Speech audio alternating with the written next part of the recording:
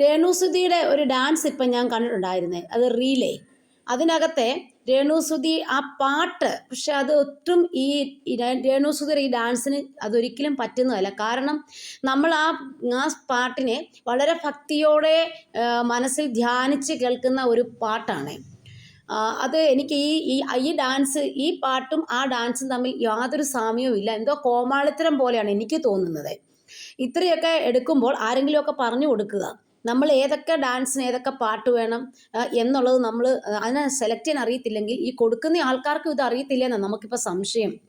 ശരിക്കും പറഞ്ഞു കഴിഞ്ഞാൽ ഇങ്ങനത്തെ പാട്ടുകളൊന്നും എടുത്ത് നിങ്ങൾക്ക് കളിക്കാനുള്ളതല്ല എന്ന് നിങ്ങൾ മനസ്സിലാക്കുക. ഇത് നമ്മൾ മനുഷ്യരൊക്കെ വളരെ പ്രാർത്ഥനാപൂർവം കൊണ്ട് നടക്കുന്ന കുറേ പാട്ടുകളുണ്ട്. അതിനെയൊക്കെ അതിൻ്റെ രീതിയിൽ നമ്മൾ റെസ്പെക്റ്റ് ചെയ്യാൻ ആദ്യം പഠിക്കുക, എന്നിട്ട് നിങ്ങൾ ഡാൻസ് ചെയ്യൂ പ്ലീസ്. എന്ത് കോപ്രായവും നമുക്ക് സോഷ്യൽ മീഡിയയിൽ കാണിക്കാം എന്നൊരു രീതിയായി മാറി ഇപ്പം.